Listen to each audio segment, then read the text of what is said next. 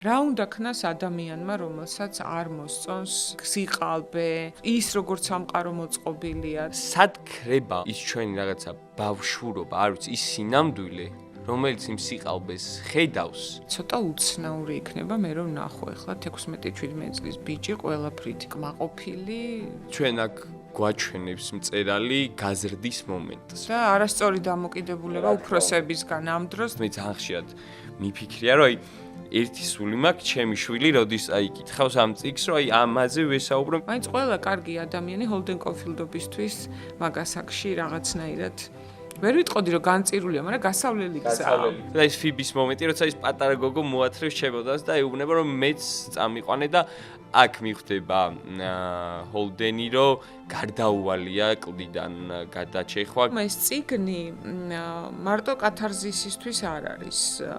მშვენიერი ის გამოდგა ინსტრუქცია მკვლელებისთვისაც. ჯონ ლენონის მკვლელობისას ჩეპმენს გულის ჯიბეში ედო. ეს ყველა კარგი ტექსტის ბედია. უნა ონილი, რომელიც ომში წასვლამ ძალიან უყვარდა და სამწუხაროდ მასზე გაცილებით უფრო ალბათ სიმპათიურმა გავლენიანმა ჩარლი ჩაპლინმა მოსტაცა. ალბათ პირველი უიღბლო სიყვარულის მთავარი საჩუქარი ეს არის, რომ მე ასეთი ტექსტი დაიწე. პრინციპში ყველას მოურგია ეს წიგნი რაღაცნაირად ვისაც წაუკითხავს. როგორ ფიქრობთ, გაზრდილი ჰოლდენი 50 წლის როგორი იქნებოდა? სულ მაგიჟებს სად მიდიან ამ ტბიდან ფრინველები, სად მიფრინავენ, როცა იხვები, როცა ის იყინება. ჩვენი დღევანდელი წიგნი არის სელინჯერის თამაში ჭვავის ყანაში.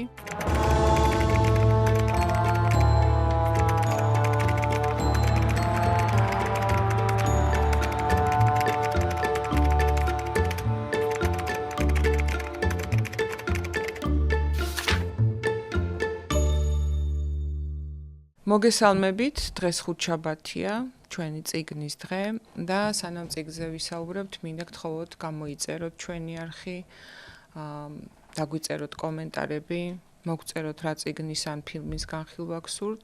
მადლობა უთხრა ჩვენ სპონსორს მთისწყალს და ჩვენ სპონსორს საქართველოს უნივერსიტეტს, რომელიც ამბობს, რომ მხოლოდ თავისუფალი ადამიანის გონებაში იბადება სამყაროს შეცვლის იდეა. ნამდვილი ძალა თანასწორობასა და თანაგრძნობაშია.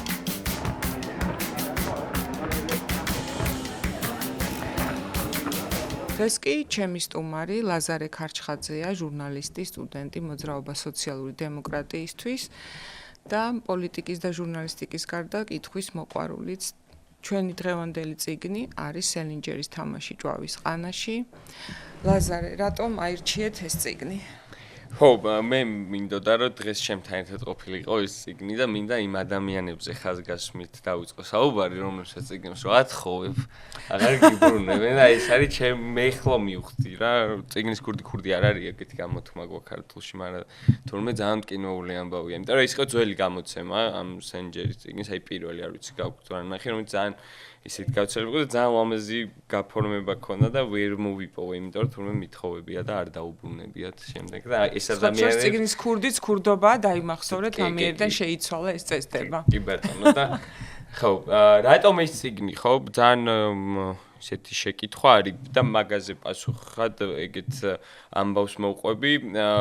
აი აქ იჯდა ცოტა ხნის წინ გიორგ ჯავახიშვილი, რომელმაც თავის შესავალესი დაიწყო, რომ თბილისის ერთ საღამოსო ბიჭები იჯდნენ და გასართობად რაღაც ისტორიებს ყვებოდნენ, რომ შესანიშნავ ტექსტზე ლაპარაკობდა და აი ეგრე ერთხელ როცა ვიჯექით და ვლაპარაკობდით დიდ წიგნებზე, როცა ეს წრე გაკეთდა, რომ ყველა ჩვენ რაღაც საუკეთესო რომანები გვეთქვა, რაღაცნაირად რომ გაყვაწრეს, არავინ არ ახსენა სელინჯერის თამაში ჭვავის ყანაში და მე მაშინ რაღაც ახალ წაკითხული მქონდა, ძალიან შეპყრობილი ვიყავი ამ ტექსტით და რომ ვთქვი, ჩემი ჯერი რომ მოვიდა მახსოვს, რომ ყველას გაუკვირდა. მაგრამ აი ერთმა ადამიანმა ჩვენმა უფროს მეგობარმა ძალიან კარგად შენიშნა, რა ეს არის წიგნი, რომელსაც რო წაიკითხავ, ან გაგახსენდება ხოლმე პირდაპირ აი იმ რაღაც საყვარელი წიგნების ჩამონათვალში, საუკეთესო წიგნების ჩამონათვალში, ან საერთოდ არ გაგახსენდება რაღაც ამ საუკეთესო თუ რაღაც წიგნების ჩამონათვალში. მე ვფიქრობ, რატომაც ეს წიგნი ავარჩია, არის აი რაღაცნაირი უნივერსალური პრობლემა, რომელიც სელინჯერს აქ დასახული აქვს, რომელიც ალბათ ყველა ყმაწულ კაცის თუ ყმაწულ ქალის ცხოვრებაში დგება ხოლმე, როდესაც ამ გარდატეხის ასაკიდან გადადიან უკვე ზრდასრულ ცხოვრებაში და ალბათ ნიშანდობლივია, რომ დღემდე ეს წიგნი საუკეთესო გაყიდვების ათეულში რჩება და ფაქტობრივად გამოშვების შემდეგ არ ყოფილა დეკადა, გადამული 2 წელიც კი არ ყოფილა, როცა ის არ ყოფილა ამერიკის მაგალითად 10 ყველაზე გაყიდვად წიგნში და მნიშვნელოვანი ამბავი არის, რომ არა ნორმალურად პოპულარული წიგნი იყო საბჭოთა კავშირში. რაც გამომდინარეობდა იქიდან, როცა ეს წიგნი დაიწერა 1951 წელს, სასწრაფოდ დაიბარეს, როგორც ამბობენ თარგმნელები მაშინდელ კგბ-ს ასე ვთქვათ, შენობაში და თხოვეს, რომ ეს წიგნი ითარგმნათ და ეს იყო ერთგვარი ფეხში გარტყმული ტყვია მაშინ კგბ-ს მხრიდან, რადგან მათ იფიქრეს, რომ ჩვენ თარგმნით წიგნი, რომელიც არის ანტიამერიკული განწყობების, ამერიკული დეპრესია, ახალგაზრდა ბიჭი, რომელიც იქ ვერ იქნება თელ ამ სისტემას ამერიკულს აკრიტიკებს და ამაზე ჩვენ ვისაუბრებთ, მაგრამ აღმოჩნდა, რომ იგივე წარმატებით აღმოჩნდა ეს წიგნი ანტიკომუნისტურიც. ანუ ამ წიგნში არის რაღაც უნივერსალური, რაც ნებისმიერი ისტაბლიშმენტის და ზოგადად სამყაროს მიმართ შენს აი ამ ბავშვურ თუ არ ვიცი რამდენად ბავშვურია, შენს ამ მოზარდობის ასაკში წინააღმდეგობას ძალიან კარგად ეხება. კი, ასე იყო ფილმი რომის ჩვეულებრივი ფაშიზმი, რომელიც რა თქმა უნდა ეგონათ, რომ ფაშიზმის წინააღმდეგ იყო და აღმოჩნდა, რომ ეს მშვენივრად ეხმიანება საბჭოთა რეალობასაც. არაერთი ტყვია მოურტყამს ფეხში. ანტისისტემური ყველანაირი წიგნი საბჭოთა კავშირისთვისაც. და ზუსტად ეს არის, ხო, რატო როგორ ხდება, რომ აი კომუნისტურ ეს საბჭოთა კავშირში და ამერიკაში, აი ამერიკაში ძალიან საინტერესო იყო, რომ 1990 წელს ეს წიგნი იყო ერთდროულად ყველაზე აკრძალული წიგნი რიგშტატებში და ამავდროულად რიგშტატებში მეორე ყველაზე სწავლებადი წიგნი. ანუ ეს წიგნი დაცენზურდა ამერიკაში არაერთგზის, მათ შორის ერთ-ერთი ცენზურა იყო, რომ ხო, რაღაცა კომუნისტური იდეოლოგიის მატარებელი, აი იმ დროში ძალიან უყვარდა ორივე ბლოკს წიგნების დაცენზურება. ხო, მაგრამ ამ წიგნის უნიკალურობას განსაზღვრავს ეს ზუსტად, რომ აი ორივე სისტემაში ეს წიგნი გახდა რაღაცნაირი წინააღმდეგობის თუ აი ამ ახალგაზრდული ჟინის ძალიან კარგად შემხებელი. მნიშვნელოვანია ვთქვათ, რა ეპოქაში წერს სელინჯერი ამ წიგნს, არაფერი მომხდარი არ არის. 1951 წელია, როცა წიგნი გამოიცემა, არც კორეის ომი, არც ეს მარტინ ლუთერ კინგის განსაწმენდი, რომელიც გაატარა ქვეყანას, ხო, ახალდამთავრებული მეორე მსოფლიო ომია, მაგრამ რევოლუციური ეს წიგნი იყო ზუსტად იმ კონტექსტში.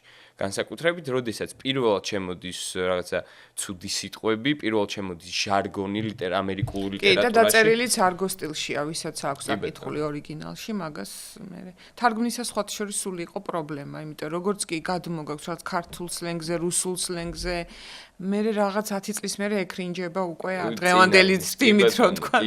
თაობას, მაგრამ მაინც ძალიან დიდი სხვაობა სხვათა შორის, აი ძველ ქართულ თარგმანს და ახალ თარგმანს შორის ამაზეც ვისაუბრებთ, აი როგორ ეტყობა, რომ მაინც საბჭოთა მკითხველისთვის არის თარგმნილი პირველი თარგმანი, რომელიც ძალიან აუთენტურია და ჩემი საყვარელი ტექსტი არის მიუხედავად იმისა, რომ დიდი აცდენა აქვს რეალურ ტექსტთან, თუმცა ეს ახალი მაინც უფრო ისეთი არის რა ჩვენ თაობას უფრო კარგად შეეხება.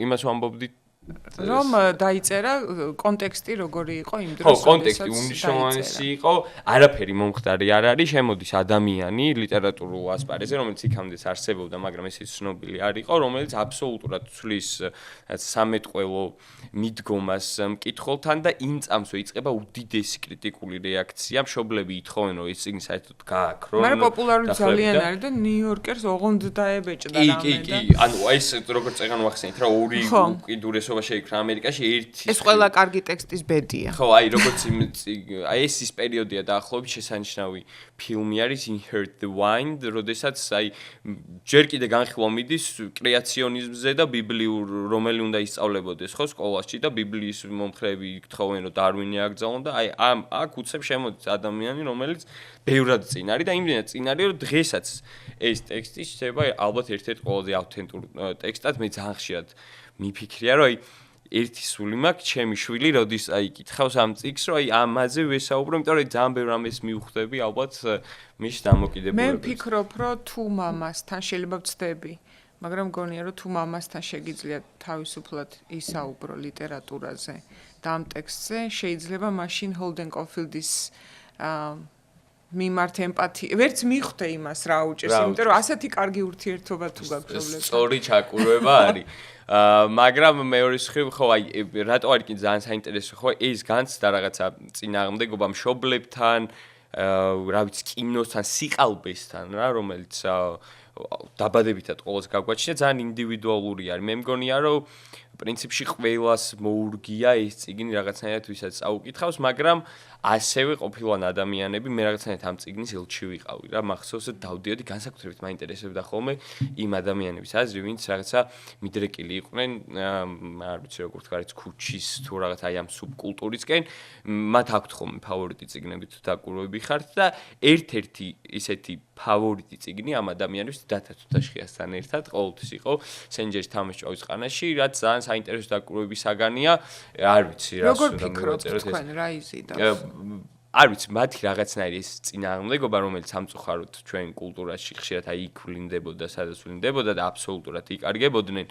შეიძლება რაღაც ნაწილში ერთმანეთთან თანხვედრაში აი ისინიც ხედავენ რაღაც ადამიანს რომელიც არის establishment-ის წინააღმდეგი რა თქმა უნდა ისე არა იდეალებენ როგორც ათათუთაშხიას რომელიც იარაღით დარბის და რაღაცა სხვადასხვა ეტაპზე ცხოვრების სხვადასხვანაირად უდგება დილემებს, მაგრამ ჰოლდენიც რაღაცა თავისი ქუდით ნიუ-იორკში დაიარება და რაღაცა ბევრ ყოველ შემთხვევაში ცდილობს რომ იყოს რაღაცნაირი საბოლოო ჯამში მე სულ ვფიქრობ რომ ის მაინც ცდილობს რომ იყოს დამჭერი ჭაობის ყანაში ანუ ვიღაცები გადაარჩინოს იმ ხო მინდან თავარი ხო მაინც მისი მისია რომ არ გადაიჩეხონ ბავშვები და რომელსაც ბოლოს მე მგონი დამჭერი ქვია მაგრამ სხვა შორის მე ძალიან მომწონს ქართული თარგმანის თამაში ჭაობის ყანაში რაღაც კარგად ჟღერს და რუსულიც ძალიან მომწონს ნად პროპასტიუ ვარჟი და არ არის ზოგჯერ ხვდები სელინჯერზე ყველაზე მეტად რომ არ არის აუცილებელი ესე სიტყვით რაღაც მაგრამ კონცეფცია რომ უნდა დაიჭიროს მე ვერც მივიკე მეორე სათაური დამჭერი ჭაობის ყანაში რომელიც არ უხდება გაჩა საიდან ამოვალთ ხო აი მის გულუბრყვილობაზე ჰოლდენ კოფუდის გულუბრყვილობაზე მიანიშნებს ის არის ტექსტ ძალიან კარგი პოეტის ბენეტის ბერნის ხო ამ ლექსიდან კი ლექსიდან მისი არასწორად გადმოთარგმნილი ხო იქ არის რომ თუ შევხვდები ჭაობის ყანაში ისაუბრებს რომ დამჭერი ჭაობის ყანაში კი ეს არის და იცი რა მაინტერესებდა კიდე როგორ ფიქრობთ გაზრდილი ჰოლდენი 50 წლის როგორი იქნება მაგის ძალიან საინტერესო ამბავი არის ერთმა შვედმა მწერალმა გადაწყვიტა რომ 2009 წელს დაეწერა როგორც სამუშკეტერს აქ თამაში ჭაობის ყანაში 50 წლის შემდეგ და ნუ ძალიან კარგი რომანია სხვა შორის მე მაქვს წაკითხული მაგრამ სელინჯერი აი იმდენ წლიანი სახში შეკვეთიდან გამოვიდა უჩილო სასამართლო მოუგო ამერიკაში ააგრძალინა და შებრუნდა ისე რომ არავის ინტერვიუ არ მიცე ძალიან სენჯერზე ალბათ მეტი უნდა ვისაუბროთ ხო მე ვფიქრობ სელინჯერი როგორიც იყო ისეთი იქნება სენჯერი თავის აი ამ მომავალს რომელიც მან პოპულარობის მინიჭებისთანავე განისაზღვრა ხო რა გააკეთა ჯერომ დევიდ სენჯერმა შეიკეტა სახლში და 1980 წლის შემდეგ ვიდრე 2010 წლამდე ერთი ინტერვიუც კი არ მიუცა აი გარდა აი ამ სახლიდან გამოსვლისა რომელიც იყო იმისთვის რომ ეჩივლა იმ შვედი მწერლისთვის არაფრის არ გაკარებია და ამას ის აანონსებს თამაში ჭაობის ყანაში ერთ-ერთ ბოლო ეპიზოდში როცა ჰოლდენი გადაწყვეტს რომ გუდანაბადი აიკრას და წავიდეს შორეულ დასავლეთში და რას ამბობს მისი ოცნება რა არის არავის არ დაველაპარაკები ვითომ ყრუმუნჯი ვარ რაღაცა ჩამსხმელად ვიმუშავებ იმის ბენზინის მოვიყვან ვინმე ჩემნაირი გოგოს რომელიც იქნება ყრუმუნჯი მართლა ყრუმუნჯი იქნება იმიტომ რომ არ წარმოუდგენია რომ ვინმე შეიძლება განზრახ ესეთი რაღაც გააკეთოს შვილებს გადავმალავთ და ჩუმად მიუტანთ ციგნებს და ჩუმად აუგზრდით და აი ამ სოციუმს მოვწყვეტთ ხო აი ზუსტად მაგიტო კითხეთ რომ პასუხი არის ეს თავისთავად ძალიან ბევრ სელინჯერს ხედავ მე ჰოლდენში კი ალბათ კიდე ერთი ისეთი არის მისი ნამდვილი სიყვარული ონილი რომ უნა ონილი ცნობილი დრამატურგის შვილი რომელიც ომში წასვლამ ძალიან უყვარდა და სამწუხაროდ მას გაცილებით უფრო ალბათ სიმპათიურმა გავლენიანმა ისეთმა ადამიანმა ჩარლი ჩაპლინმა მოსტაცა ეს სიყვარული როგორც ის რომელიც იმ დროს ასაკში იყო და ასაკში იყო მაგრამ თან ძალიან სახელმა მოუგო სიყვარულს ამ შემთხვევაში მაგრამ ნუ უნას და ჩარლი აი წიგნში არის ესეთი ქალბატონი რომელიც საუბრობს ნამდვილ სიყვარულზე რომელიც სტრედლეიტერმა მას წაართვა და ძალიან კარგი აი არ ვიცი, ალბათ ყველა ბიჭს განუცდია და მათ შორის გოგოსაც, მაგრამ ჩვენ კარგად შემიძლია შემოსვლამდე რომ ეს იგი უფრო მეტად მოწონთ ბიჭებს. იმიტომ რომ ძალიან ხელშესახებად არის გადმოცემული. მაგალითად თუ არ ვიცი, ჯეინი არის, შეიძლება უფრო მეტად ეხებოდეს გოგონებს რაღაცა საკში. აი ესეთივე წიგნი შეიძლება, რაც არის საეტაპო წიგნი ბიჭებისთვის. კი, 16 წლის ბიჭების და 17 წლის ბიჭების სამყარო და მით უმეტეს ალბათ ფიქრობ ხოლმე მწერლების ბიოგრაფიებს და მიმოწერებს რომ ვკითხულობ, რომ albათ პირველი უიღბლო სიყვარულის მთავარი საჩუქარი ეს არის, რომ მე ასეთი ტექსტი დაიწე. ან მე კარგი ლექსი, ხო? ხო, აი ჩანს იმ გოგონასთანაც, რომ გაიგებს, რომ გოგონა რომელიც მას ძალიან უყვარს და რომელსაც ვერ ელაპარაკება, მიდის ერთ-ერთ ბიჭთან ერთად პაემანზე, რომელიც გამორჩეული არის გოგონების მიმართ, როგორც ამბობს, ხორციელი დამოკიდებულები და გული უსკდება, რომ ესე იგი მისი ეს ხელშეუხებელი ქალბატონით არ წაბილწოს სტრედლეიტერმა თავის პაემაზე, რაც სავარაუდოდ ხდება კიდევაც ამ ბიჭთან იჩხუბებს. კიდევაც ამ საერთაშორის მახსენებოდა ხოლმე Sleeping Beauty, აი ბერტოლუჩის ძალიან კარგი ფილმი, ძალიან გავს აი ამ შეგრძნებას, მახსოვს რომ ამ ფილმს უყურე, გამახსენდა აი ეს ეპიზოდი ამ წიგნიდან ბევრი წლის მერე საერთაშორის, როცა ის წავიკითხე ხო და მეორე ძალიან მნიშვნელოვანი კიდე რაც მგონია რომ ბიჭებს და განსაკუთრებით ჩვენ კულტურაში ეხება იყო მის სცენა პროსტიტუტთან არ ვიცი გახსოვთ თუ არა როგორ არა ხო აი ერთ-ერთი მე მახსოვს და ჩემთვის რაღაცნაირად მქონდა მიძღვნაც მაგ სცენისადმი ჩემ სერიალში ხო როდესაც ოღონდ პირველად აი ხა გამახსენდა ხო მაგრამ ის ხანა ესე პირდაპირ ხო არა მაგრამ უბრალოდ მგონია რომ ეს არის ძალიან დიდი სტრესი და ამ სტრესს ძალიან ძიმედ გადიან პატრიარქალურ კულტურებში და ბიჭებს მოხმარების მაგივრად პირიქით კიდე უფრო მაგრამ მანდ არის იმ $5 ჩხუბი კიდე სხვა ტიპის ის არის კი ბატონო ხო აი მე მახსოვს რომ იმას აქში ვკითხულობდი როცა აი ჩვენ სოციუმში დგება ხოლმე ეს საკითხი და აი როგორ არ ვიცი ძალიან ძიმე წასაკითხი იყო ის თავი და თან ძიმე იყო ალბათ იმიტომაც რომ ძალიან შემხებლობითი არის რა კიდე ერთხელ რო ვთქვათ მე მგონია რომ აი ჩვენ საზოგადოებაში იმიტომ აქ ამხელა პოპულარობა რომ ეს რაღაც მომენტში ყველა ბიჭს განუცდია ეს შეგრძნება და არასწორი დამოკიდებულება უფროსებისგან ამ დროს და მაგასაკში ალბათ ყველაზე ფაქიზია ზოგადად მოზარდის გოგოსიც და ბიჭის. უბრალოდ გოგოებს ეს ბიძამ რო კაცებში უნდა წაიყვანოს, ეს გამოტოვებული აქვს თეგუბედურება და ალბათ ათასობით ისტორია არის ზუსტად იდენტური და შედიოდნენ ახალგაზრდები ამ ადამიანებთან და უბრალოდ საუბრობდნენ, იმიტომ რომ მართლაც ეს იყო შეიძლება მათი იმიტომ რომ ეგ თავხედობა ცოტა მერე ასაკში მოდის რომელიც და ეს ფროიდი ანუ ხო მთელი მერე იშლება ფსიქოანალიზშიც. ხალხში ფსიქოანალიზი აქ არ არის შემთხვევით, არის კიდე ერთ მნიშვნელოვან მომენტში ნახსენები ამ წიგნში, როდესაც ჰოლდენი მის საყვარელ მასწავლებელთან მიდის ფიბისთან საუბრის შემდეგ, იქ არის ერთი უხერხული სცენა. თავზე ხელის გადასმა რო ეჩვენება ჰარასმენტად. ხო და მე როგორ განიცდის რო იქნება არ იყო ასე, ხო?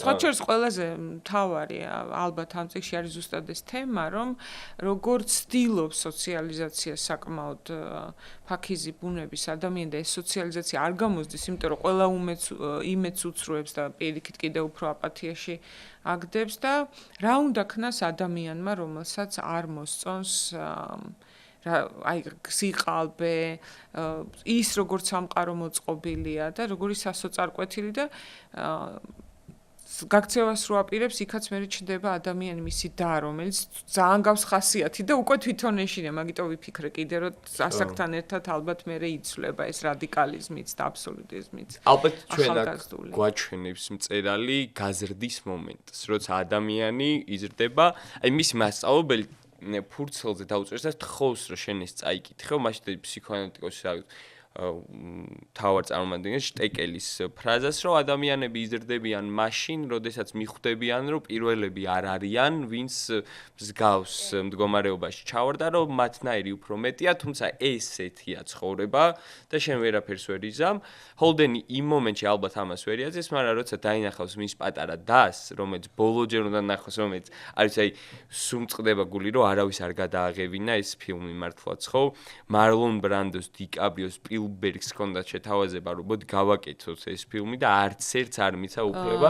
რამდენი ხნის მერე შეიძლება რომ დავიკიდოთ მისი საავტორო? აი, საავტორო უფლებებთან უნდა გადავამოწმოთ მართლა საოცარი იმიტომ რომ მე სანახავი მგონი სამომავლობას გადაეცა. კი, აი თუ მოკლ ჯაფარას ესეთი მე ძალიან მიყვარს ის ეკრანიზაცია, ის მგონი რომ გრიგორი პექს რო ითამაშა. არ ვიცი რაღაცა როლში იქნებოდა შესანიშნავი და ის ფიბის მომენტი როცა ის პატარა გოგო მოათრევს ჩემოდანს და ეუბნება რომ მეც წამიყვანე და აქ მიხვდება ჰოლდენი რომ გარდაუვალია კლდიდან გადაჩეხვა გარდაუვალია რომ შენ რაღაც ასაკში ამ კლდიდან ამ ზრდასრულობის ამ სიყალბის სამყაროში არ ჩავარდე თუმცა ის ხო აი აქ მინდა და ერთი მნიშვნელოვანი რაღაც მე თქვა რომ ბოლო პერიოდია მე ჩემს მეგობრებს აი ქვეყანაში შექმნილი ვითარებიდან გამომდინარე სულ აი ყველა ზრდასრული ადამიანი ვინც გვესაუბრება არის რომ რატო არ მიდიხართ აი რატო არ მიდიხართ ამ ქვეყნიდან რა გაჩერებთ და ხუმრობთ ხოლმე რომ 1-2 თვეც რო გაგრძელდეს ესე ყველა ის მიზეზი ამოიწურება რაც გვაჩერებს და რითიც რასაც ვიმიზეზებთ ხოლმე გარდა ერთისა ალბათ და ეს არის ზუსტად აი ეს მომენტი, რომელსაც ჰოლდენს ხედავს ალბათ ფიბისთან. ჩვენს ალბათ და ყველა ის ადამიანი რაღაც ეტაპზე მიხვდა იმას, რომ არსებობენ პატარა ფიბები, ისეთები როგორიც ალბათ ჩვენც ვიყავით, ხო, რამდენიმე წლის წინ, რომლებსაც ჭირდებათ ვინმე, რომელიც ოდნავ მაინც უფრო შეუმსუბუქებს იმ გადაჩეხვას კლდიდან, რომელიც გარდაუვალია და თან ხო გააჩნია ხო ავტოკრატიაში გადაიჩეხები და შეაწყდები ამ ისედაც დიდ სიყალბეს თუ კიდე ოდნავ უფრო შეიძლება ნორმალურ სისტემაში. ხო, ამერიკული ჭვავისყანა და ქართული ვაინც კიდე განსხვავდება. ალბათ ხო. თუმცა და ალბათ ეგაა ხო მთავარი მიზეზი, რის გამოც რეალურად რაღაცები არ მე მგონია რომ პირიქით ცოტა უცნაური იქნება მე რომ ნახო ახლა 16-17 წლის ბიჭი ყველაფრით კმაყოფილი თავდაჯერებული და კარიერისკენ მიმართული და რაღაცნაირად ეს უფრო არაბუნებრივად მეჩვენება, იმიტომ რომ სამყაროს პირველ სიმართლეებს, უსამართლობასაც და ყველანაირ პრობლემას ხო ამასაკში აწყდები უკვე გარდამავალ პერიოდში ზრდასრულობაში სანამ გადახვა. ხო, სანამ მართლა გაწუხებს. სანამ მართლა გახდები მე ცინიკური. ან გახდები ცინიკური, ან კონფორმისტი, ხო? ან არ ვიცი კიდე შეიძლება მოიძებნო. ცინიზმშიც არის ხოლმე რაღაც ტიპის კონფორმიზმი, აი როცა პროპაგანდა საუბრობს ზუსტად იმის საპირისპიროს, რასაც აკეთებს. მამაშიც არის ცინიზმი, ანუ დაცინვის ელემენტები, როცა ზუსტად იმას გიმტკიცებს, რასაც თვითონ აკეთებს და ხო, და ცინიზმიც ან პროტესტია, ან კონფორმიზმი გააჩნია. ან კონფორმიზმი. ხო და ყველაფერი ალბათ რასაც გადაჩეხვის მერე აირჩევ რა. ცინიზმს აირჩევ თუ იუმორით აირჩევ თუ რაღაცით, ყველაფერში არის კონფორმიზმიც და შეწინააღმდეგებაც. თვითონ სელინჯერმა აირჩია ესკაპიზმი. კი, და ყველაფერს გამოეთიშა, მოიქცა ეგოისტურად, არ გვაძლევს საშუალებას, რომ მისი აზრები მოვისმინოთ. აღარ გვაძლევდა აწი რაღაც მოგცემს, მაგრამ გადაიღოს ვინმე. და მაგრამ დაამტკიცა ერთი მნიშვნელოვანი რაღაც, არ ვიცი როგორ მოეწონებათ ეს ინფლუენსერებს და სპეციალურად გავლენის ფაკულტეტის კურსდამთავრებულებს, რომ როგორც არ შეეცადა ანტიპიარს, თურმე ესეც პიარია და ამ წიგს არაფერი არ დააკლდა წლების მანძილზე თუ არ მოემატა მიუხედავად, რომ ყველაფერი თითქმის აკრძალა, რაც ამ წიგნის პოპულარიზაციას ხელშეუწყობდა, მაგრამ მოდი ვთქვათ, მე არ დაგვავიწყდეს, რომ ეს წიგნი მარტო კათარზისისთვის არ არის. შვენიერი ის გამოდგა ინსტრუქცია მკვლელებისთვისაც, ძალიან გახმაურებული ამბავი. ნუ წიგს ვერ დავაბრალებ მე პირადად, საერთოდ არ მინდა რომ დავუკავშირო, იმიტომ რომ მგონია რომ ამ შემთხვევაში კორელაცია არ არსებობს. უბრალოდ შეიძლება უბედური ადამიანი კლავდეს, ან უბედური ადამიანი საკუთარ თავს იკლავდეს, ან უბედური ადამიანი უბრალოდ ხელებს ჩამოშვებული იყოს. ამ შემთხვევაში მოდი თქვენ თქვით სამი გახმაურებული ამბავი. მკვლელობასთან მკვლელობასთან, ხო, ყველაზე ცნობილი არის ჯონ ლენონის მკვლელობისას, როდესაც ჩეპმენს გულის ჯიბეში ედო წიგნი მკვლელობის მომენტში და ესეც შიგნიდან კონდა წაწერილი, რომ ჰოლდენ კოლფილდისგან და როგორც მე მან თორცები არ ვიცი სად თქვა, მაგრამ შეიძლება წერილი დატოვა, ზუსტად ვერ გავიხსენებ, ნათქვამი მქონდა, რომ ჯონ ლენონი გახდა ფონი ამ 255 ჯერ არის წიგნში გამოყენებული ეს სიტყვა, ანუ მანაც რაღაც ისიც გახდა ყალბი და მე ამით Holden Caulfieldის რაღაცა ანდერჩ შევასწორე, თუმცა რაღაც მძიმე ფსიქოლოგიური დაავადებები ჰქონდა ამ ადამიანს. რა თქმა უნდა, ეს წიგნი გახდა უბრალოდ ტრიგერი. ტრიგერი, რა თქმა უნდა. სხვათა შორის თანამედროვე რო ფსიქოლოგიის მიმართულებით მომშავე ადამიანი ამბობენ რომ კლასიკური PTSD ჰქონდა Holden Caulfieldსაც დაუდგინეს ეს დაავადება, ასე ვთქვათ. ხო, დაავადება არ ვიცი ამდენად უნდა ვუწოდოთ ამას და კიდე ორჯერ იყო პრეზიდენტ რეიგანის მკვლელობის ცდილობისას 91 წელს მკვლელობის ცდილობის ჩამდეს ჰქონდა შეპყრობილი იყო და ყველა ჩანაწერში ჰქონდა რაღაცა ფრაზა ამოღებული მის დღიურში ამ ნაწარმოებიდან და რებეკა შეფერის ძალიან ცნობილი მსახიობის მკვლელსაც რებეკა შეფერის შემთხვევაში მკვლელი ამბობდა რომ მან სხვა მსახიობის მისაქციელს რომელიც მას ძალიან უყვარდა ამიტომ ჩაიდინა ეს მკვლელობა და არა მაინც და მაინც ვთქვათ Holden Caulfieldis გამო, თუმცა ისიც უდიდეს ფანად მიიჩნევდა თავის თავს და სასამართლოებზეც მუდმივად ციტირებდა შემდეგ ამ წიგნიდან. ხო, არ ვიცი, ტრიგერი აუცილებლად არის, ვერ ვუარყოფთ სამი ისეთი ფაქტი იყო, თუმცა ესეთი ნაწარმოებები ისტორიულად არსებობს ხოლმე, ახალგაზრდა ვერთერის ნება. კი, იმიტომ რომ ამ დროს ხდება, ამიტომ თხოვენ ხოლმე მედიასაც, რომ ყოველგვარი წინასწარი განზრახვის გარეშე ხდება რაღაც ამბის კოპირება. კი. და ადამიანი იმეორებს იმას, რაც მიაჩნია, რომ მას ყურადღების ცენტრში მოაქცევს და ვერთერის დროს ეს იყო ხო, და ეს მასობრივი ფსიქოლოგიის. მე თან პატარა ბავშვებს რატო ვაწერთ, აი 12-ს რატო აწერენ. 12-ს მე შეიძლება ადამიანი იყოს ძალიან სენსიტიური და ის, მაგრამ 12-მდე არ აქვს ბავშვს აღქმა დიდად რომ უყურებს ფიქციას და კიდევ თავარი რომ სიცოცხლე შეუქცევადი რაღაც პროცესია და ანუ სიკვდილის მერე ვერ ნახავს როგორ ტირიან და როგორი დასჯილიანი მშობლები. ამის გააზრება სჭირდება ცოტა ასაკი და ამიტომ აი ასეთი მძიმე რაღაც წიგნების კითხვა და ფილმების ყურება აკრძალულია. სხვათა შორის იყო ეს ასეთი აკრძალვების მომხრე ვარ. ხო, და ძალიან აქტიურად მოითხოვდნენ, როგორც თქვით, სხვათა შორის თამაშობის ყანაშის აკრძალვასაც განსაკუთრებით სკოლის ასაკში. ნუ სკოლის გააჩნია ხო მე-19 კლასელს უკვე ირონიის აღქმაც აქვს, ფიქციისაც და ისიც იცის, რომ სიცოცხლე ერთხელ ხო, ალბათ დამამთავრებელ კლასებში კი ზუსტად. ძალიან მნიშვნელოვანია სხვათა შორის ბევრი მკვლევარი, ვისაც ამ წიგნზე უმუშავია, ამბობს, რომ გამოსჭავის ეს ომის ტრაგედია, რომელიც სენჯერის ცხოვრებაში ძალიან ისე იყო მნიშვნელოვნად ის მეორე მსოფლიო ომის მონაწილეა, ნორმანდიაში ჯარების გარდასხმის ოპერაციის მონაწილეა, ერთ-ერთი ყველაზე სისხლიანი ოპერაცია იყო, მისი ბატალიონის 80% გაწყდა, ანუ წარმოიდგინეთ ადამიანები ვისთან ერთად აი ამერიკიდან ჩადიხარ ნორმანდიამდე და მეორე დღეს აღარც ერთი ცოცხალი არ არის და შენ გადარჩები ამ დროს უკვე დაწერილი ქონა პირველი 3 თავი და ომის პერიოდშიც ის წერს რამდენიმე მნიშვნელოვან დიალოგს როგორც ამბობენ და ამბობენ რომ აი ეს ჰოლდენის ეს მძიმე ხასიათი რომელიც ესე იგივე სამეთყველო ხასიათიც გამომდინარეობდა ამ ომის საშინელებიდან სანჯერი იყო ერთ-ერთი პირველი ვინც შედის საკონცენტრაციო ბარაკებში მათ შორის აი ეს ხოთშორის მთელი ცხოვრება დარჩა მერე როგორც საშინელი კატა და ამბობს ფრაზას რომ ალბათ კაცობრიობა ვერასდროს დაივიწყეს აი ამ დამწვარი ხორცის სუნს რომელიც მე იქნა მეორე დღეს იყო მე მგონი შესული როცა კრემაცია იყო ბოლოს ხოთშორის სუნი ძალიან საინტერესო ფენომენია მხრივ რომ აი ამ სუნს ვერ დაივიწყებ შეიძლება თვითონ ამბავი დაივიწყო და აი სუნს და ფერებს და ატმოსფეროს ვერ იწყებს. ნუ ალბათ ესეც ამანაც განაპირობა შემდეგ მის ესეთი კარჩაკეტილობა და რაც სალუსურ მდგომარეობაში გადასვლა ხო. არ იყო ადვილი ადამიანი, მის არჩევანს ჩაიკეტა და ჩაიკეტა. რასთავარია ქონდა, მე ესე უყურებ, რომ ქონდა, აი საბჭოთა კავშირს როცა ადარებენ ხოლმე ამერიკას, ერთი მთავარი შეცდომა, რასაც ამ დროს უშვებენ, განსაკუთრებით ამერიკისადმი უარყოფითად განწყობილი ახალგაზრდები, ზოგჯერ ობიექტურები ამ მხრივ.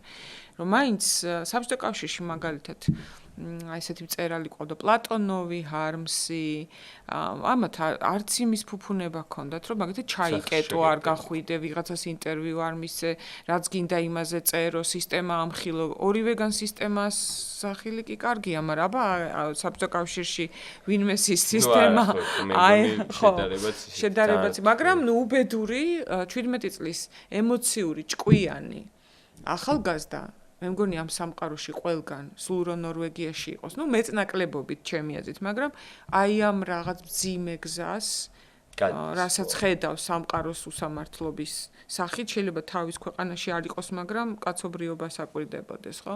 მაინც ყველა კარგი ადამიანი ჰოლდენ კოფილდობისთვის მაგასაკში რაღაცნაირად ვერ ვიტყოდი რომ განწირულია, მაგრამ გასავლელი გზა არის, ხო? ყველა სხვადასხვანაირად გასწორებით, ამას ძალიან აღიზია. მე მგონი ორნაირადაც შეიძლება დავაჯგოთ ზოგადად ადამიანები, არ ვიცი. მე ის პატარ ბოდიში მუწუკებიანი ბიჭიც მეწოდება, რომელიც გოგოებს არ მოწონთ, ხო, და არ იბანს, რაღაც, ნუ ცოტა დანარჩენების მიმართ არაემპათიურია, მაგრამ ცალკე მათზეც რო იყოს წიგნი დაიწეროს, ხო, შეიძლება მათზეც როგორ უყვარს ჰოლდენს. ხო, სულ დაპირისპირება აქვს და საშინლად მოიხსენებს, მაგრამ თან ამბობს, რომ ერთ-ერთი თუ ვინმე იყო იმ სკოლაში, ვინც უყვარდა, ზუსტად ესე კლიპ პრინცი, ხო, ესე უწოდებს. სხვადასხვა აი სენჯერზე და ომზე შეიძლება ბოლო რაღაცაც ითქვას, რომ ის ეხება ერნესტ ჰემინგვეის ბრძოლის დროს დამეგობრდებიან და მთელი ცხოვრება თუ არა რაღაც ნიშნავენ პერიოდი ცვლიდნენ ხოლმე წერილებს, მაგრამ ამ ხელი არ შეუშალა სელინჯერს, რომ საშინლად მოიხსენიებინა, ჩემ კიდე ერთ-ერთი საყვარელი რომანი მშვიდობითი იარაღო და ამბობს, რომ როგორ შეიძლებაო, რომ აი წაიკითხავენ ეს ლიტერატორებიო წიგნებს და იტყვიან, რომ დიდი გეცბის ნაღდი და ნამდვილი წიგნიაო და მშვიდობითი იარაღოც ნამდვილი წიგნიაო, მე არ ვიცი მაშინ რას გულისხმობდა და იმედია ოდეს მე მიხვდები, თუმცა ხო, ეს პირადი ურთიერთობები არ ყოფილა. პირადი ურთიერთობებში ძალიან მძიმე კაცი იყო, მაგრამ ერთ-ერთი ჩემი საყვარელი მწერალი აბდაიკიც, რომელიც იმავე დროს ძალიან მიყვარს აბდაიკი, მაგრამ არ წყალობდა და კრიტიკას ვერ იტანდა სელინჯერი საშინლად. აი, აბსოლუტური მიუღებლობა ჰქონდა. მე მგონი აღარც კითხულობდა ბოლოს. სხვა შორს ეგეც რაღაც ის არის, ნიშანია ხასიათის. ვინ იტანს, ახლა ვინც ამბობს, რომ გიждდება, როგორ აკრიტიკებენ, რა თქმა უნდა იტყვება, მაგრამ მეტნაკლებად ყველას აქ რაღაცნაირად მიმღებლობა. აი ისეთი, ნუ კაი, მეწყინა, მაგრამ რა ვიტყვი ბოლო არა. ეს აი სასტიკად ვერ იტანდა. და მე გადაიშვა ამ ძიმე მისტიციზმში, ნეობუდიზმში, ძენ-ბუდიზმში, სხვა შორის მართლმადიდებლობაში და არ ვიცი გახსოვთ თუ არა ფრეინ და ზუიში. ზუისის ეგეც ამნიშნულოვანი არის სიუჟეტზე მე მგონი ბევრი არაფერი გვითხოვს. ხო, უნდა ვთქვათ, ცოტა. უყვარს აი ეს ჩაკეტვა და დროში მოქცევა სელინჯერს ერთ ღამეში შენ გატარეთ ეს ფოლკნერსაც აქვს. აქ 3 დღეა, ხო? რაღაც 2 დღე და ღამით მოდის და პრინციპში შემდეგ ამ ღამეს გვაჩვენებს და შემდეგ დღეს უკვე ხიბის სცენარი ფოლკნერს აქვს სხვათა შორის ალბათ ერთ საუკეთესო ამერიკული ლიტერატურის ტექსტში as a lie dying როცა სული ამომდიოდაში ამერიკელ მწერლებს უყვართ აი მოქცევა ამ მცირე დროით პერიოდში ფრეინ და ზუისშიც აქ ეს გამოყენებული აი ზუისის მთელი დიალოგი აბაზანიდან სამზარეულოში რაღაცა რამდენიმე საათში ხდება რთული ხერხია სხვათა შორის ბევრი ვერ იყენებს მაგის ყველაზე დიდ ოსტატი ახლა ჯოისი ხო მაგრამ რთულთან ერთად საინტერესო და რაღაცნაირი გზავნილიც არის რომ პრინციპში ცვლილება ზოგჯერ 2 დღეც ჭირდება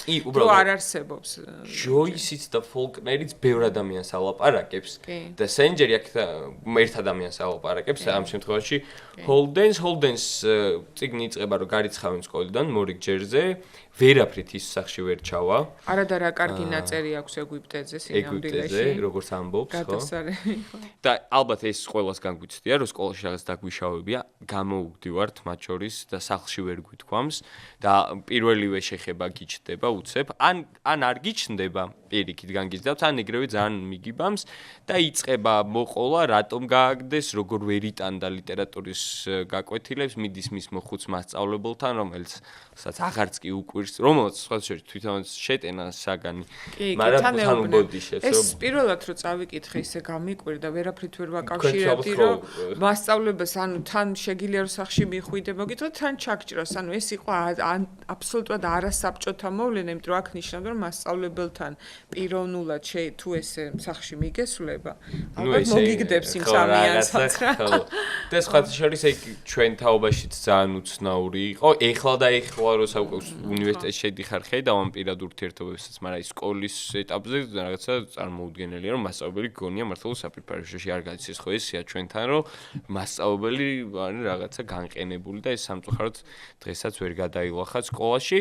მე გვიყვება ამ თავის სიყვარულის ისტორიაზე, რომელიც და ძალიან ისეთი დაუფასებელი კადრი არის, მე მგონი, არ ვიცი, და მაგას უმგონია, რომ ყველა ბიჭს ქონია გარდაცვალების ასაკში, როცა უფროსი ქალბატონი შეხვდება, მისი მეგობრის არა, სულს ის ადამიანი. სკოლელის დედა. სკოლელის დედა, რომელიც არის ლამაზი ქალი და მოიწონება და იწყებს საოცარი ტყუილების მოყოლას და ზოგადად ის სულ სიყალბეს წინააღმდეგ განგვაწყობს და გვანახებს როგორ არის. მე სული ტყუება და ამას ძალიან კარგი მათყუარა. ძალიან მნიშვნელოვანია, რომ ტყუილი და სიყალბე არის ორი სხვადასხვა რაღაც. კი, და მაგას იმიტომ რომ ხო, ამასაც ამბობს და ამაშია საქმე. სიყალბე არის საკუთარი თავის მოტყუება და არა სხვისი და სხვისი მოტყუება ზოგჯერ ზღაპრის მოყოლაც არის, ხო და უჯობესი იყოს რაღაც მოტყუება. მე სულ ამას ვამბობ, რომ ფიქცია და ტყუილი, ვამბობ, რომ ჭირდება სტუდენტებთან, როცა რაღაც დავალებას ვაძლევ და თქვათ ჩაწერონ დღის ყველაზე მნიშვნელოვანი მომენტები, აქვე ვამატებ, რომ შეუძლიათ მოიტყუონ. და ჩვენ შემოქმედებით პროცესს გავდივართ და აქ მოსულა ტყუილები და აი სიყალბე სხვა რამეა. კი და მაგას ამბობს კიდევაც რომ ეხლა აი სიმართლე რო ვუთხრავ და მოუყვეო ყველაფერიო რა წესი არისო ან რა ბედენა არისო მირჩევნია რომ მარტივად მოვიტყუო მაგრამ ბედენას ხო არ ხმარობთ თქვენ? სიტყვა ბედენას? არა, მაგრამ ახალ თარგმანში მე მგონი სხვანაირად, ეგეც ამბევრი არის ძველ თარგმანში შესანიშნავი. შეგიძლიათ დააბრუნოთ, აი ზოგიერთ ტექსტში როგორც ტარანტინო აკეთებს ხოლმე ძველ მსახიობებს, მუსიკას, რაღაცებს ხო აბრუნებს.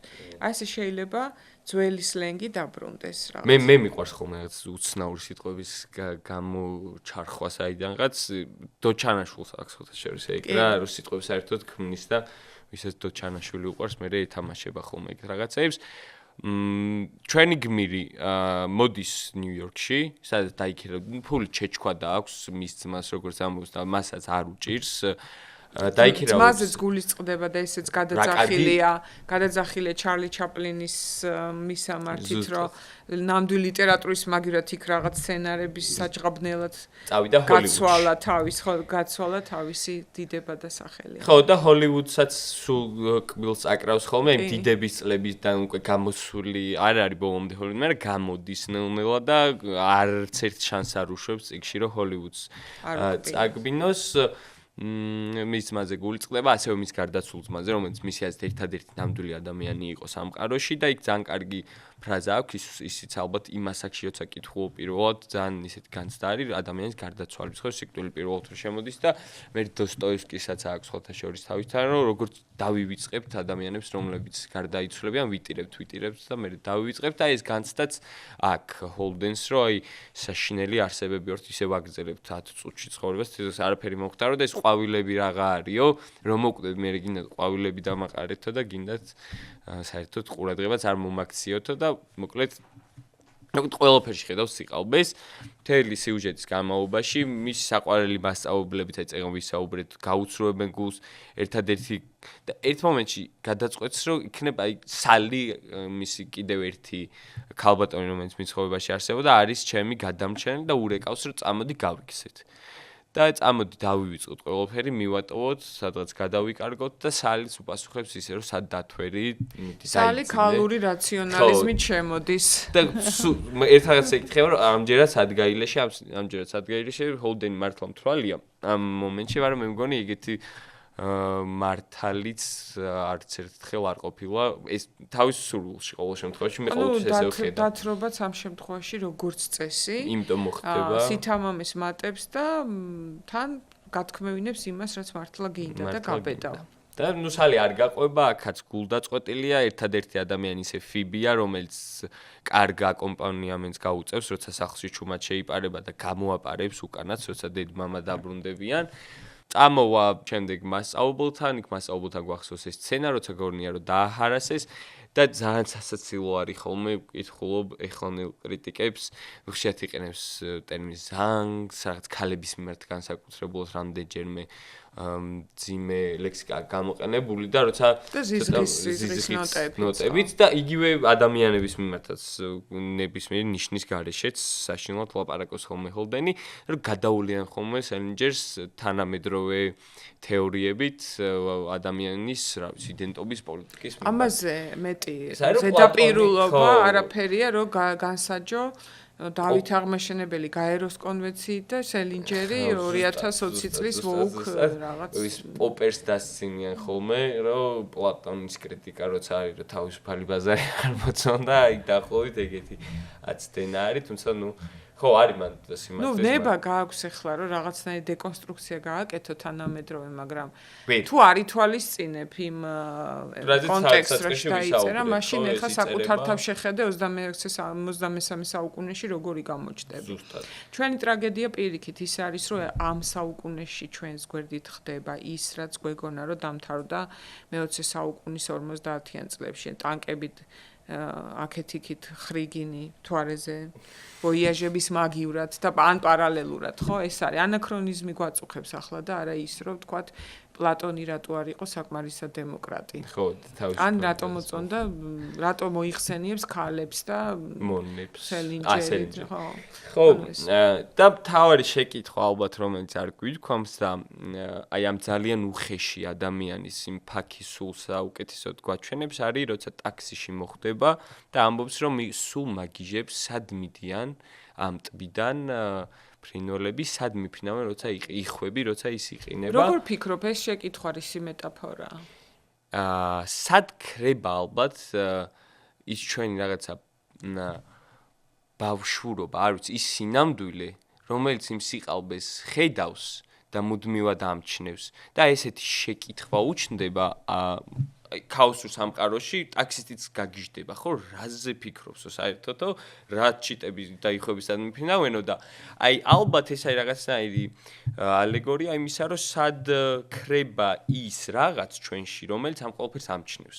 და როგორც კი ჩვენ კლდიდან გადავიჩეხებით, ალბათ ჩვენში აი ესეთი შეგრძნებები, რომ სად მიფრინავენ რა დროს იხვებია შვილო, მე ასე უპასუხებ. ხო, მაგრამ თან არის და არის თან აი გაურკვევლობის შიში ზოგადად მომავლის და რომელიც აი იქ როცა კლდის პირას გახარ და უბსკურისკენ იხედები, რა თქმა უნდა გაგაჩნია ყოველთვის რომ არიცი იქ რო ჩავარდები მე რაგელის მე მახსოვს რომ მაშინ დავაჯგუფე ადამიანები ორ ნაწილად ჰოლდენს ალბათ გვეუბნება რომ კლდეში გადაჩეხვა აი როცა ფიბი საქანე არ ვიცი ატრაქციონზე ზის ის თუ დაეცემა და იტკენს ის მიხვდება რომ ეს ნორმალურია და უნდა დაეცეს ყველა ადამიანი რაღაც ასაკში და იტკინოს თუმცა მთავარია რომ მიხვდეს რომ შენ იჩეხები ამ კლდიდან არიან ადამიანები რომლებიც ხვდებიან რომ სიყალბეა და გადაჩეხილები არიან და აი ესე აგრძელებენ ცხოვრებას და არიან რომლებიც ვერაძოს ვერ ხვდებიან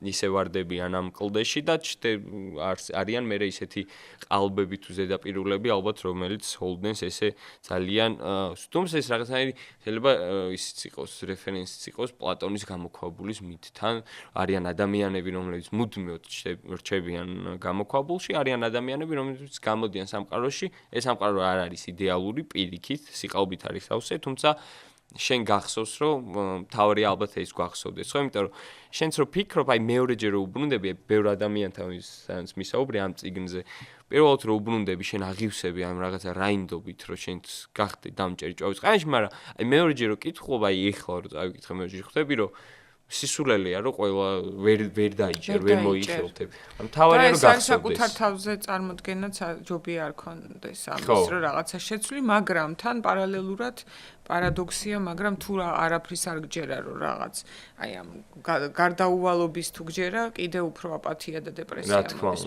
უბრალოდ მე ვფიქრობ საკუთარ თავში ჰოლდენ კოფილდი არ უნდა დაივიწყო. გახსოვდეს რომ ეს გზა გამოიარე და აი ახლა რო ვუყურებ ხოლმე ამ 40 წლის 45 წლის ქართულ პოლიტიკოსებს, რომლებიც და არა მარტო ჩინოვნიკებს კიდევ უფრო, რომელსაც ყველაფერი დაივიწყეს. რაც კიდეს მე წაუკითხავთ ან რაზეც უტირიათ, ეხლა ალბათ მეტყვით რომ შეიძლება არც არაფერი წაუკითხავთ და არც არაფერი. ნუ არა ეხლა. მაგრამ მე მგონია რომ ხო. მე მგონია რომ მან მთელი უბედურება ის არის რომ ზოგს კი წაუკითხავს და სწორად იქ უსწავლია როგორ უნდა მოიქცეს რომ. არა, აცდეს კათარზისები და იაროს ესე კათარზისის გარეშე. კი. დარწმუნებული ვარ, ხო, არ ვიცი, აი იგივე არის ხო სად მიფრინავენ იხვები, როცა იყინება ის ტბა, სად მიფრინავს ის შინაგანი განცდა და წინააღმდეგობა სიყალბის მიმართ, როცა ხდებით მე თავარია ეგრე არ წავიკითხოთ, რომ თანამედროვე ბავშვმა არ იკითხოს, რომ ChatGPT-ს კითხოს და ისე ტყვისად მიფრინავენ იხვები. და გასცემს ძალიან დეტალურ და კარგ პასუხს. მაგრამ იმედია რომ იმასაც ეტყვის, რომ ეს იმ წიგნში შენიშნავდა ამას. კი, ნახოთ, თუ გინდა გადაცემის მე რომ კითხოთ. რას ურჩევდით აი ახლა ვინც არის 15-ის, 16-ის ამ წიგნის წაკითხვას ურჩევდით თუ არა აი ამას აქში ახლა მე აუცილებლად იმიტომ რომ თან რატო გეკითხებით ხო შეიძლება მე რა ვიცი არ წავიდნენ ვინმე არ მოკლა ხო არ ვიცი მე პასუხისგებლობაც ავიღოთ მოდი ავიღოთ მაინც ამაზე მე მგონია რომ თუ თქვენ გაწუხებთ შეკითხვები და ხართ ცნობის მოყარე, თქვენ ეს ციგნი უნდა წაიკითხოთ და მე მგონია რომ იმ ადამიანებს ვინც ეგ ჩაიდინეს, ესაც ჩვენ ვისაუბრეთ, ბავშვობაში არ წაუკითხოთ ეგ ციგნი და მე წაიკითხეს. ძალიან ბევრ შეკითხვაზე გაგცემთ პასუხს და არ ვიცი, ახალგაზრდა ადამიანს ალბათ საუკეთესო რჩევა რაც შეიძლება მიცე არის ის, რასაც პროფესორი კიპლინგი აძლევს ჰოლდენს. როცა ეუბნება რომ არც პირველი ხარ და არც უკანასკნელი რომელიც ამ მდგომარეობაში ჩავარდა და მიხვდები რაღაც მომენტში რომ შენაირი ადამიანი არის ძალიან ბევრი და როცა წაიკითხავ მათ მიერ დაწერილ რომანებს თუ ლექსებს თუ რაღაცა ნაზრევს ეს ძალიან დაგეხმარება ძალიან მნიშვნელოვანი რაღაც თქვით საკვანძო რომ ბავშვობაში არ წაუკითხოთ მე წაიკითხეს და მე სხვანაირად კი მე სხვანაირად მე ინსტრუქციად იღებ ორუელსაც და ყველაფერს სწორ დროს უნდა წაიკითხო და ბავშვობა არის კითხვის პერიოდი თუ რამე მენატრება ხოლმე ბავშვობიდან დავკარგე წიგნის ფურცლის სუნის სუნით მოგვრილი სიხარული მოცალეობა იცი მე არ მჯერა მაგის ერთ საათს ყოველთვის იპოვი რაღაც დროს რომ წაიკითხო მაგრამ ჩვენ გვახსოვს რომ შევიკეტებოდით ალბათ ოთახში მეორე დღეს გამოვდიოდით ხო ესე არა მაგრამ აი ის რომ საერთოდ წიგნს ვერ მიეკარო ამის მე არ მჯერა დათვლილიც მაქვს რამდენი გვერდი შეიძლება დღეში წაიკითხო რომ თვეში 50 წელიწადში 50 წიგნი გამოგივიდეს მაგრამ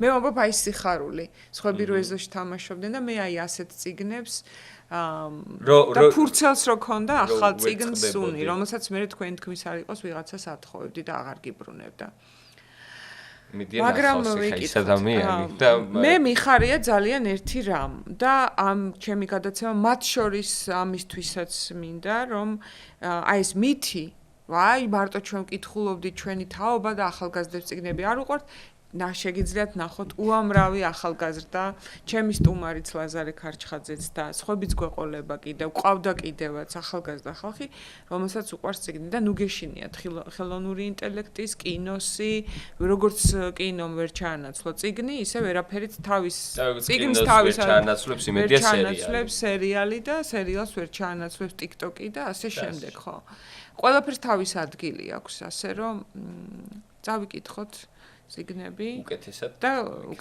ვიქნებით ერთი და მეორეც სწორად წავიკითხოთ და კიდევ ერთი სოციალიზაციის ალბათ ყველაზე საუკეთესო ფორმაა მერე წიგნებზე საუბარი.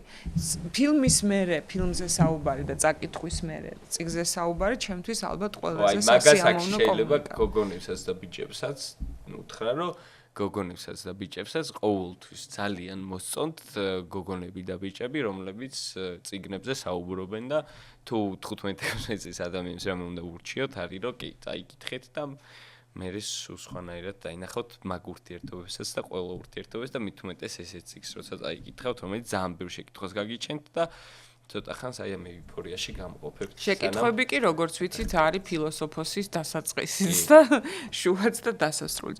დიდი მადლობა ლაზარე მოსვლისთვის. დიდი მადლობა ჩვენ სპონსორს მთისწყალს, ეს არის წყალი ბრომატის გარეშე, საქართველოს უნივერსიტეტს, მე კი გემშვიდობებით შემდეგ წიგნამდე. იდეა, რომელსაც სამყაროს შეცვლა შეუძლია, ხოლო თავისუფალი ადამიანის გონებაში შეიძლება დაიბადოს.